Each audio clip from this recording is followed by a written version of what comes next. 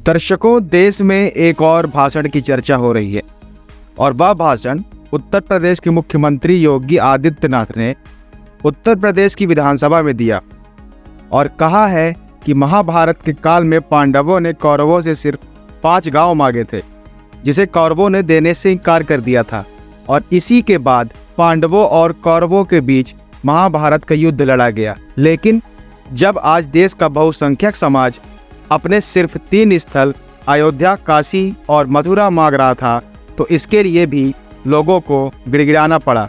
और आज जब अयोध्या में राम मंदिर बन गया है, तो काशी और मथुरा को भी अब भुलाया नहीं जा सकता। यह भी एक बड़ा स्टेटमेंट है। अयोध्या कुत्सित मनसा के लिए अभिषिक्त थी, एक सुनियोजित तिरस्कार भी झेलती रही। लोक आस्था और जनभावनाओं के साथ ऐसा खिलवाड़ संभवतः दूसरी जगह देखने को नहीं मिला होगा। अयोध्या के साथ अन्याय हुआ, और महोदय, जब मैं अन्याय की बात करता हूं तो हमें 5000 वर्ष पुरानी बात भी याद आने लगती है। उस समय पांडवों के साथ भी अन्याय हुआ था, और उस समय कृष्ण गए थे कौरवों के पास। उन्होंने भी कहा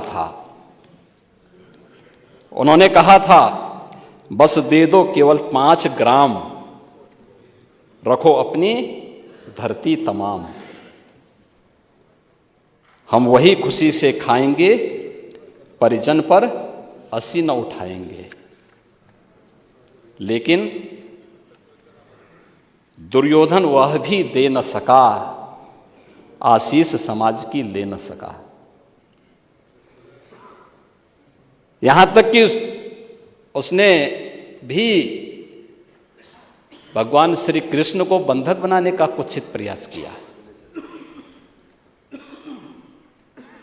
उल्टे हरि को बांधने चला, जो था साध्य साधने चला।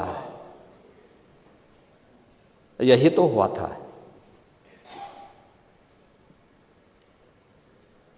यही तो हुआ था अयोध्या के साथ, और यही हुआ काशी के साथ, और यही हुआ था मथुरा के साथ भी। हमने यही तो कहा। उस समय 5 गांव मांगे थे।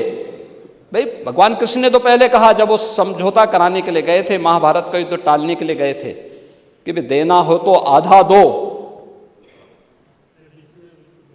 लेकिन इसमें भी यदि बाधा है तो दे दो केवल 5 ग्राम।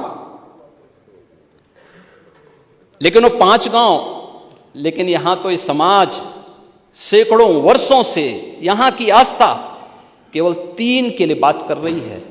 3 के लिए।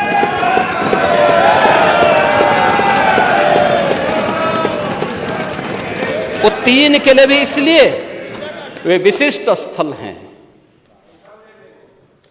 वे सामान्य नहीं है। ईश्वर की अवतरण की धरती है,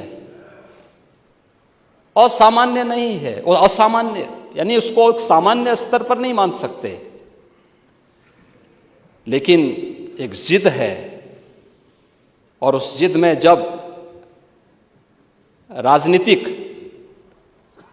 उसमें तड़का पड़ने लगता है और वोट बैंक बनाने की राजनीति होने लगती है, तो वहीं से फिर विवाद की स्थिति खड़ी होने लगती है। यानी लोक आस्था, भारत के अंदर लोक आस्था का अपमान हो, बहुसंख्यक समाज गिड़गिड़ाए, ये पहली बार देखने को मिला। दुनिया देख रही, स्वतंत्र भारत में काम पहले होना चाहिए था। 1947 में प्रारंभ होना चाहिए था,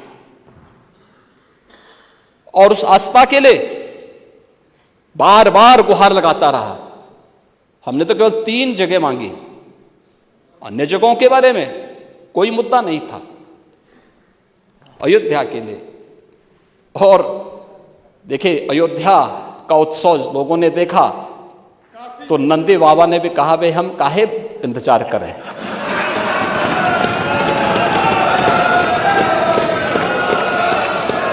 उन्होंने भी इंतजार किए बगैर रात्रि में बैरिकेड तोड़वा डाले। और हमारे कृष्ण कन्हैया कहाँ मानने वाले हैं। यह बात मुख्यमंत्री योगी आदित्यनाथ ने उत्तर प्रदेश की इस विधानसभा में कही है, जिस विधानसभा में कभी बड़े बड़े नेता मुस्लिम वोटरों के लिए बाबरी को याद किया करते थे। अब आप यह समझिए कि मुख्यमंत्री योगी आदित्यनाथ ने आज अयोध्या, मथुरा और काशी के संदर्भ में महाभारत का ही जिक्र क्यों किया। असल में महाभारत का युद्ध होता ही नहीं अगर कौरव पांडवों को उनके बताए हुए 5 गांव देने के लिए तैयार हो जाते। सिर्फ 5 गांव अगर दे देते तो यह युद्ध रुक सकता था। महाभारत के युद्ध से पहले भगवान श्री कृष्ण पांडवों के दूत बनकर दुर्योधन से यह आग्रह करने के लिए आए थे कि अगर दुर्योधन पांडवों को 5 गांव देने के लिए तैयार हो जाए तो महाभारत का युद्ध टल जाएगा। लेकिन दुर्योधन ने ऐसा करने से इनकार किया और युद्ध को ही उचित माना। लेकिन बाद में जब कौरव इस युद्ध में हार गए तो पांडवों को सिर्फ 5 गांव नहीं मिले, बल्कि उन्हें इसके बाद शासन करने के लिए पूरा का पूरा राज्य ही मिल गया।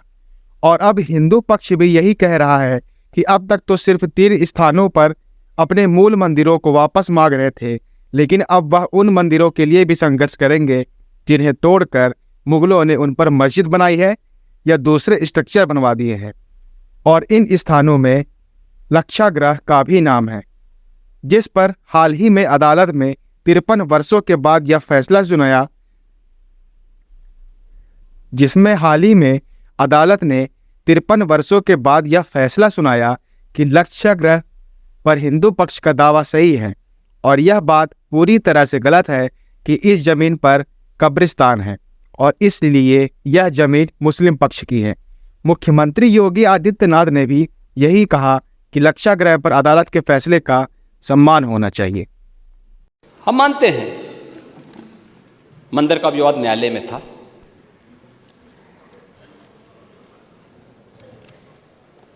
लेकिन वहां की सड़कों को तो चौड़ा किया जा सकता था ना, वहां के घाटों का पुनरुद्धार किया जा सकता था, अयोध्या वासियों को बिजली की आपूर्ति की जा सकती थी, वहां स्वच्छता की व्यवस्था की जा सकती थी, वहां स्वास्थ्य की बेहतर सुविधाएं दी जा सकती थी, वहां एयरपोर्ट बनाया जा सकता था। विकास के इन कार्यों को किस मंशा के साथ रोका गया था? कौन सी मंशा थी कि अयोध्या का विकास ही अवरुद्ध कर दो, काशी का विकास ही अवरुद्ध कर दो, मथुरा वृंदावन के विकास को ही अवरुद्ध कर दो? महोदय, ये तो मुद्दा नियत का है।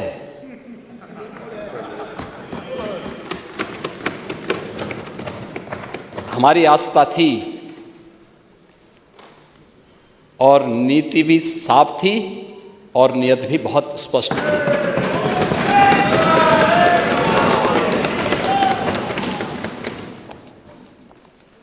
हमने बिना रुके, बिना डिगे, बिना झुके हम लोग अयोध्या भी गए, प्रदेश के हर जनपद में गए। अगर मैं अयोध्या और काशी गया हूं तो नोएडा और बिजनौर भी गया हूं। अयोध्या को इसलिए अभिषिक्त कर दिया गया था कि वोट बैंक कट जाएगा, और नोएडा और बिजनौर इसलिए लोग नहीं जाते थे कि वहां से जाने पे कुर्सी से उतर जाएंगे। हमने कहा इन चारों जगह तो जरूर जाएंगे। इसलिए भी जाएंगे कि भाई अयोध्या इसलिए जाएंगे, हमारी आस्था का स्थल है,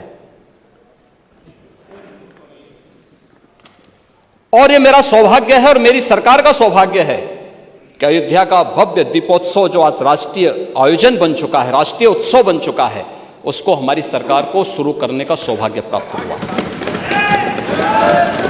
हम लोगों ने शुरू किया। आज वो एक नित नए प्रतिमान स्थापित कर रहा है। अयोध्या को उसकी एक पहचान दिलाई गई। अयोध्या भी हम लोग गए, कोई संकोच नहीं किया। लोग बोलते थे कि मामला, हमने कहा विवाद एक स्थल विशेष का होगा, न्यायालय में सुनवाई हो रही है, लेकिन अयोध्या का विकास और वहां की जनता को, वहां आने वाले श्रद्धालुओं को आप वंचित कैसे कर सकते हैं सुविधाओं से? हम लोग गए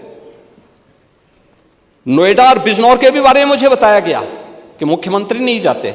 मैंने कहा क्यों? कहा कि मुख्यमंत्री उतर जाते हैं। तो मैंने कहा जो कल होना है वो आज हो जाए, अच्छा है, लेकिन मैं जाऊंगा जरूर। मैं दोनों जगह भी गया। वह जब व्यक्ति स्वयं शाश्वत नहीं है